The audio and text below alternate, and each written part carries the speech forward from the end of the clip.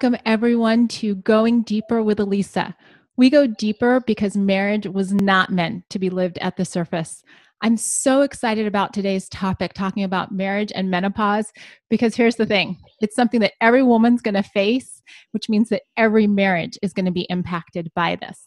Now, my guest today is Rhonda Jolliffe, and let me tell you a little bit about her. This woman is more than qualified to be speaking about this. She has been a pioneer as a nurse practitioner and entrepreneur in private practice in the state of North Dakota.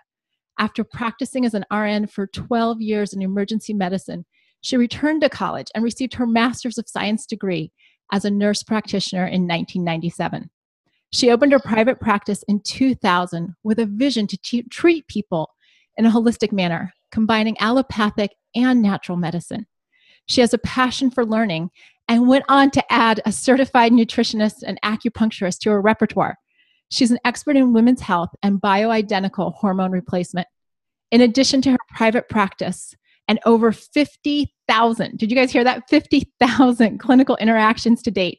She is a clinical instructor for the nurse practitioner program at the University of North Dakota. She's passionate about sharing her knowledge with her students and other healthcare professionals around the country. Her podcast, Menopause Guide Podcast with Rhonda NP, and online menopause education courses can be found at rhondanp.com. Rhonda, welcome to Going Deeper. Oh, thank you for having me, Alyssa. It's so nice to be here. Oh my gosh. Well, this is one of those topics that really, it impacts everybody. And menopause is one of those words, I think, that just carries so much weight, whether it's, fear of the unknown, what's going to happen, a resignation. I actually have a girlfriend that was super excited because she's like, I can't wait. I can't wait for this to just all be over. But, at its simplest core, what's the definition of menopause? The simple definition is actually your loss of hormones. And so you're defined as postmenopause when you have not had a menstrual cycle for a year. So that's the definition of menopause. But there's a lot that goes on prior to that. In fact, before you actually lose your menstrual cycles, you can see a lot of changes that going on right around age 35 to 40.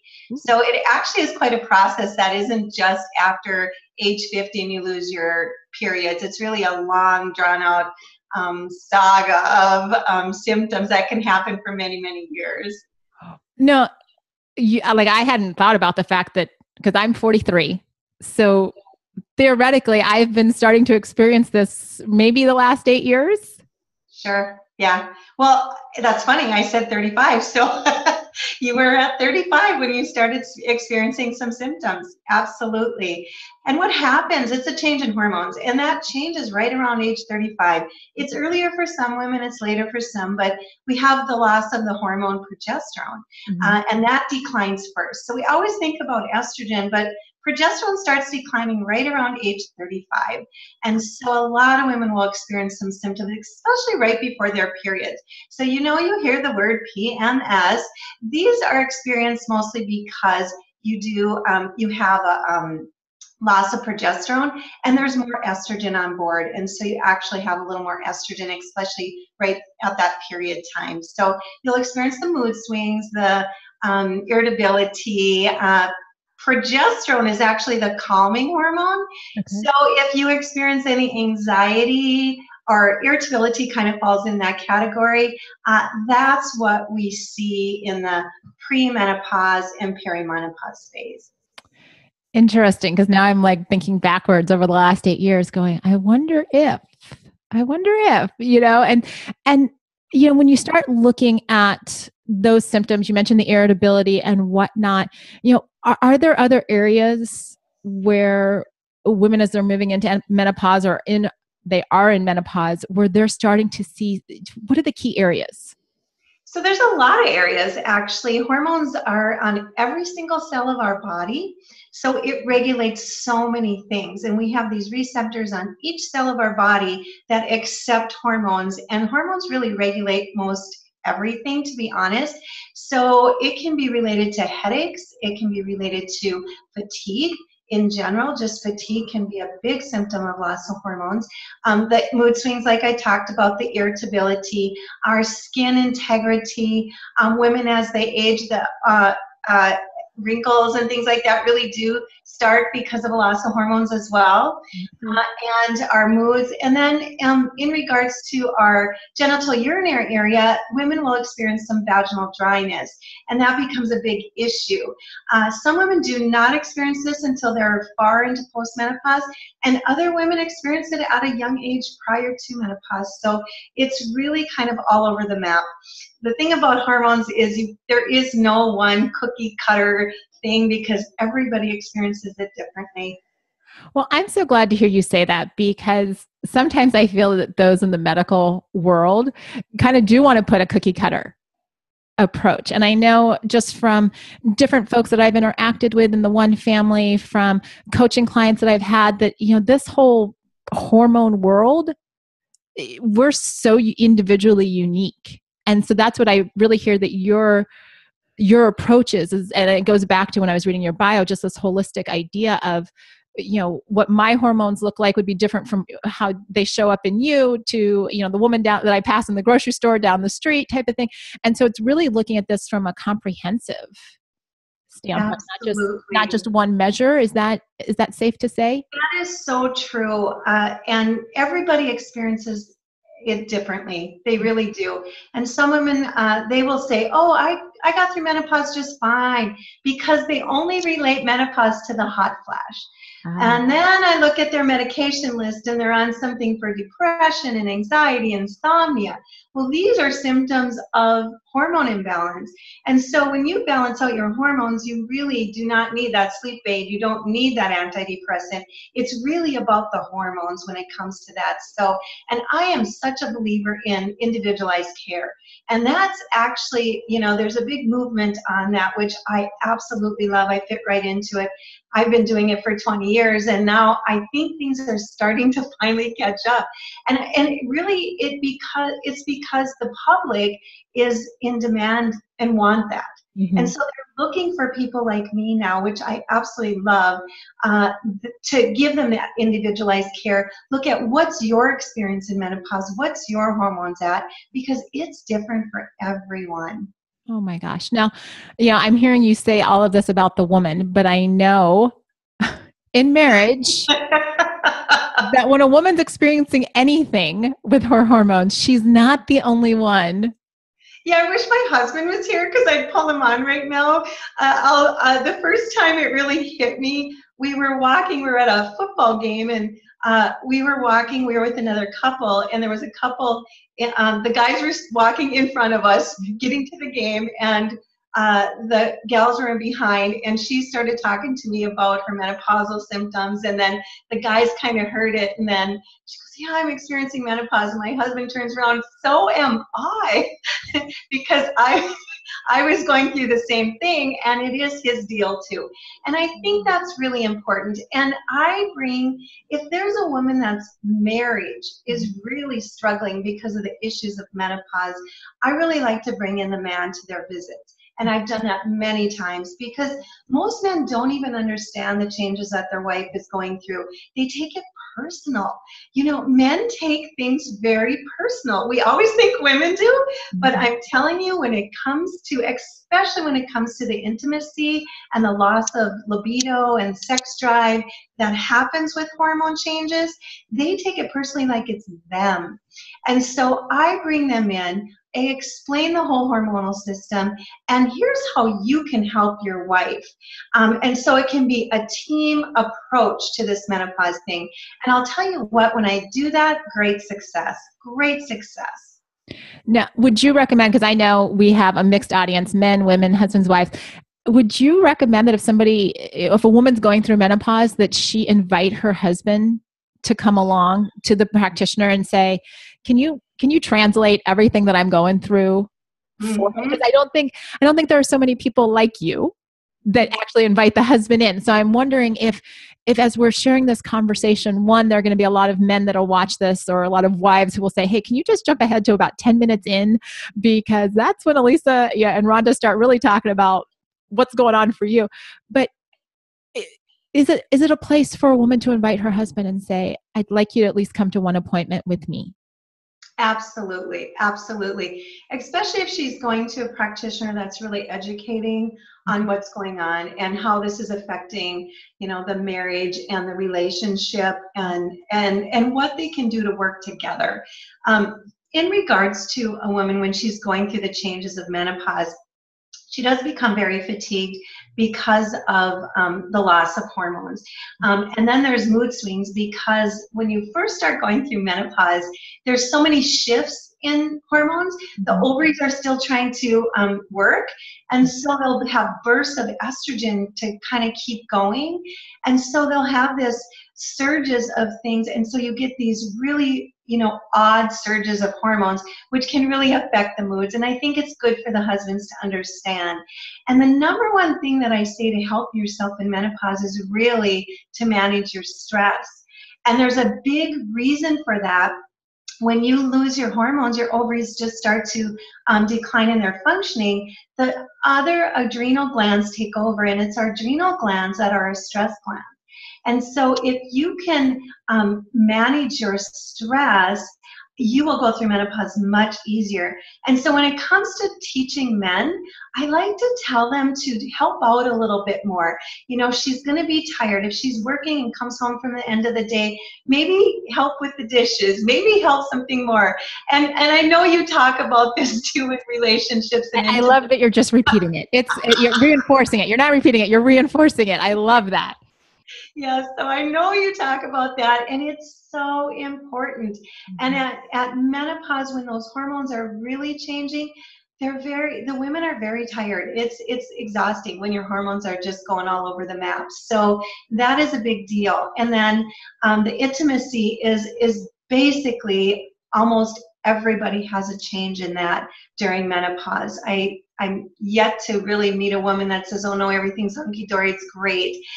So that you have to adjust with. And most of that comes from the loss of hormones, so there's a lower libido. And then also one thing that a lot of women are not aware of is how the vaginal integrity gets dry. And so we're not talking about just a loss of sex drive here, because some women actually continue to have a good sex drive, but they have pain with intercourse because of the vaginal dryness. And anytime someone experiences pain, it's a natural response for the body to say, I'm not going there. And so it becomes a psychological thing that she does not want to do that because of the pain. And then this is where the husband does not understand how painful it is. And most women will tell me, I've been trying to hide it from my husband so he doesn't know. And so they literally are in so much pain. And it's really treatable. That's the thing. It's so treatable. There's so many options out there for this. And so this is where I really step in and help women with that vaginal integrity and vaginal dryness, because the changes in the marriage that happens at that time happens to almost everybody. There's a big change, and you have to work with it. But there are options that you can do to help with that. Okay, I want to get to the options in just a minute, but I'm so glad that you talked about the fatigue. Because I think there are a lot of women who are, finding themselves in their 40s and they're just like, I don't understand why I can't do what I did before. Or, it's just like, why am I so worn out by doing the stuff that I've been doing all the time? And what I'm hearing from you, it's not that she can't handle it any less. It's just that her body is changing. And it's just being aware of that instead of just being like, oh, and then the other part that you mentioned, and I did not know this, so I know this is going to be news for a lot of you, is that when the ovaries stop, the adrenals take over. Yes. And the whole phrasing about adrenal fatigue and whatnot. And so I'm thinking, oh my goodness, we have so much work to do to lower our stress, to keep those adrenals happy and healthy and not overworked, because they're picking up the slack for everything that the ovaries are doing. I know. This is what I really teach. I teach women that when you're having hormonal issues, the best thing you can do for yourself is lifestyle management, because it's lifestyle management that actually support your adrenal glands. So there's very specific dietary things. There's a very specific way of exercising that isn't burning out your adrenals. There's a specific way of managing your stress, the importance of sleep. These things are what I really teach is lifestyle management. And so I go through all of that with the person. And I tell women that, if you're starting to have hormonal changes or going through menopause, if you haven't been healthy before, you're going to be forced to it, because you are going to figure this out. You're going to figure out that, ooh, maybe that piece of chocolate cake doesn't make you feel well now. Before, you were fine. In your 20s and 30s, you could eat that piece of chocolate cake and it didn't affect you mentally or physically. But when you have a hormonal change, sugar really impacts your adrenal system. And so the minute you take sugar in, you just feel really crummy. Brain doesn't work, you're irritable, so this is sugar, this is alcohol, this is different for everybody, but you will figure it out. You will figure out what is your triggers. So I teach a lot on triggers. You are, I knew it from researching you prior to bringing it, but you're a wealth of information. And I think what I really appreciate is that you're touching on all of the stuff kind of behind the word, right? We all hear this word like menopause, like I'm not going to have my period anymore. Okay, great. Hormones are crazy. Hot flash. You mentioned hot flashes. I love that we haven't even really talked about hot flashes. We're talking about all of these other components, and this idea of lifestyle management, because I can see that a woman choosing that, not I'm going to be restricted or, I have to do this like healthy eating, but managing her lifestyle, that's going to have an impact on her husband, her marriage, and it's actually going to equip them. It's huge. When a woman that is like 38 to 40 comes in to see me, and they're just interested in their hormones, I thank them.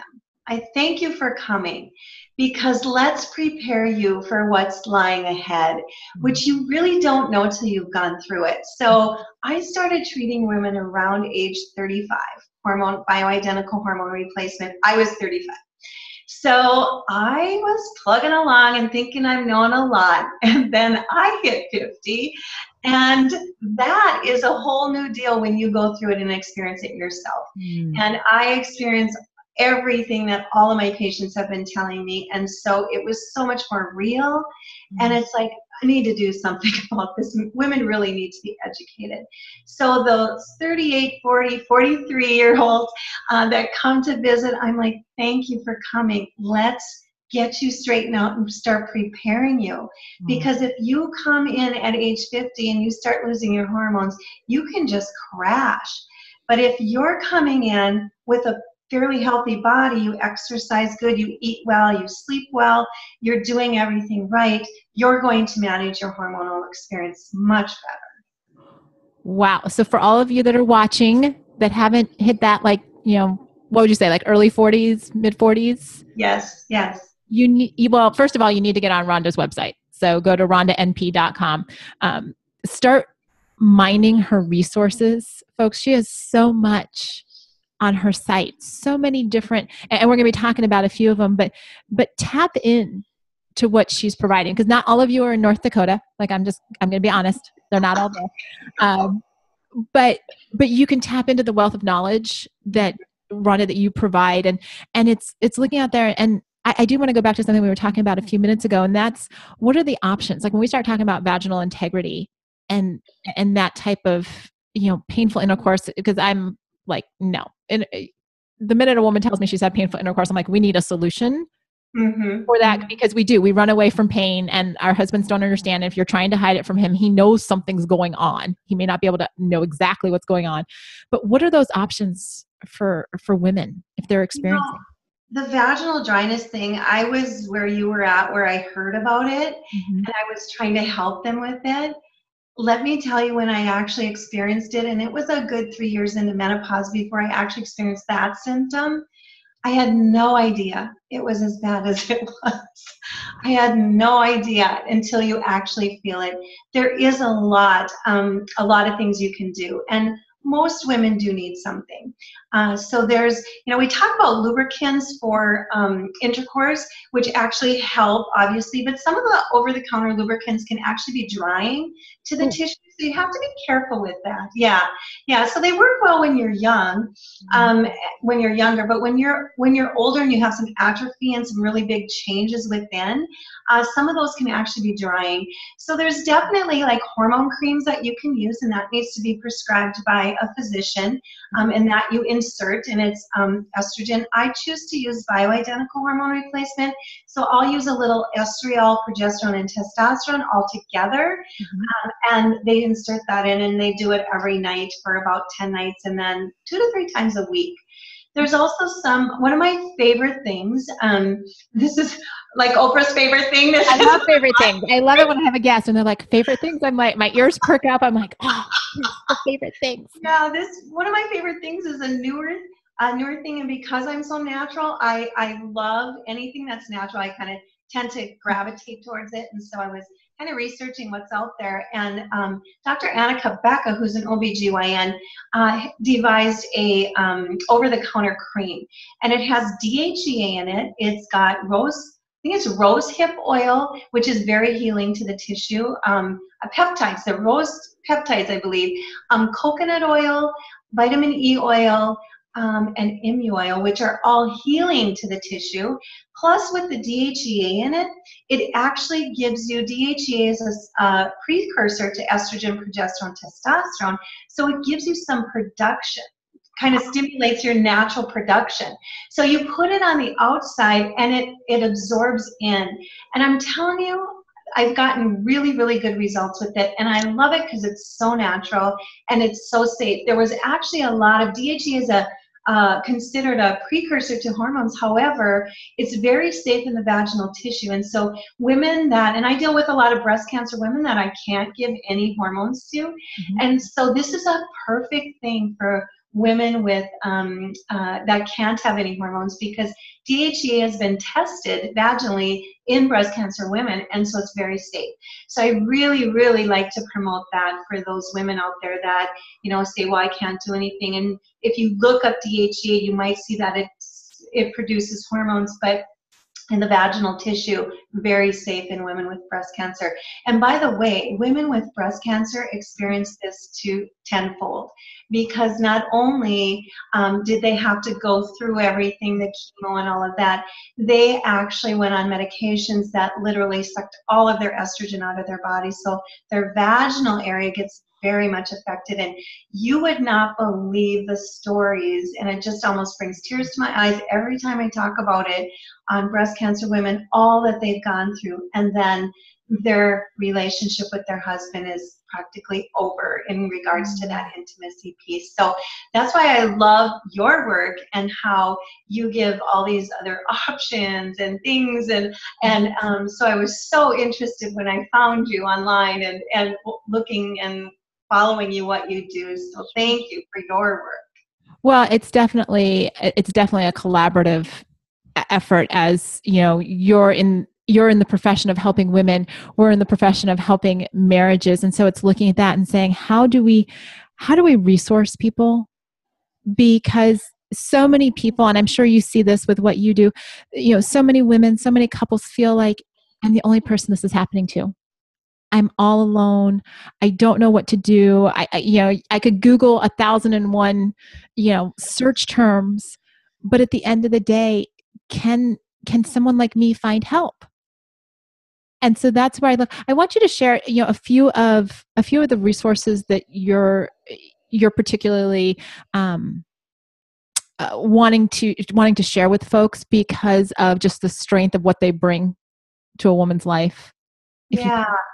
I just have so much experience in this. I've been practicing for 20 years, and it's clinical practice, so it's with patients, and that is my day, and I've seen many patients, and I continue to see a lot of patients every day, but I really felt that, and I am in North Dakota, not everyone lives here. Not everyone. And honestly, when I was younger, I never thought I'd ever continue to live in North Dakota, but I guess they needed me here. But now with the internet, It's like I really am passionate about getting this word out, and so that's why I started this online platform to do that, so I can touch more women. And so what I do have is my website is rhondanp.com, and that's nurse practitioner, so np.com, and it's RHONDA. And on there, I started doing podcasts. I'm not a writer, so the blog thing wasn't my deal. It took me, I know the feeling. 3 or 4 weeks to write a blog post when I started, and I'm like, this is going nowhere. I'm not going to get this information out there. And so my sister-in-law, Chris, who helps me out, she came across podcasting. She goes, what do you think about that? And I said, if I can talk, let's do it. And so my blog post is podcast. And so we've just gotten started about a year ago, and we do one almost every week. Mm-hmm. And so the different topics, and I'm bringing in other speakers, which is really fun. Sure. As you have to experts in their areas. And so there's a lot of information there. I also have an area where you can find nutrients, supplements, and things that can help you out under the shop. And then one of my really huge passions was to put together a whole program that I can teach women the whole story. So it's called Menopause University because I am an instructor. So we came up with Menopause University, and that is actually it kind of takes you from A to Z. Basically, I teach you about the hormones, what's going on with your hormones. That's when I get into that whole adrenal thing. I'm looking at teaching you that, going through the things that you can do naturally for yourself to help your body. I go into lifestyle, what you need to do to eat, how you need to exercise, how you need to sleep, all of that, as well as some essential oils and teas and things that you can do. And then I also have an area where you go in and it actually helps you determine, is hormone replacement right for me? And it takes you through a little protocol. Okay. So if you've done this, and still experiencing symptoms, you may want to, consider hormone replacement. And then I have a whole section on hormone replacement and really what the research shows now. There's some very specific things. Hormone replacement can be very safe. If given correctly. Unfortunately, the fear of hormone replacement has been a big deal. And I think that has been a really tough thing on women in our country because we created this huge fear. And in fact, some women should be on hormone replacement for protection of their heart, protection of their brain, and protection of their bones. So I get into all of that on really what the good things of hormone replacement is. And so then it helps you have all the information to decide versus just deciding not to go on it because of your fear of breast cancer. Wow. And that's a conversation for another day. Because you're saying that, I'm like, oh, I don't have time to get into that today. So we will definitely revisit that. But, Rhonda, I want to thank you because I know, as I sit here and I know I speak for the audience, you've opened our eyes to things that we haven't thought about. And I know I said it earlier, I appreciate that this was not a conversation about hot flashes, that you have the heart of an educator. And that's what you're giving to people, that whether they listen to the podcast, whether they come to rhondanp.com. And folks, I will put a link to that. So you're not like, what did she say? Where was it? Was it an N? It'll all be in the comments. So you'll be able to find it. But, to be able to connect with someone like yourself who has such a passion to see women not just, make it through menopause, but to actually be on the other side of menopause and thriving. So Rhonda, I want to thank you. I want to thank you for being our guest today here on Going Deeper. I think, we might have, let's see, did it freeze? But it looks, folks, like we might have lost Rhonda here right at the very end. But I want to encourage each and every one of you, take this conversation with Rhonda and, bring it to your marriage. Share it and say, what does this look like for us? So what are those challenges that we've been facing, as menopause has been a factor in our marriage? Or maybe we haven't gotten there yet, but what's our plan? So much of what we talk about through Going Deeper and through One Extraordinary Marriage is all about being intentional and using that to take your marriage to the next level. So remember, this week, go deeper on this topic, and we'll see you next time.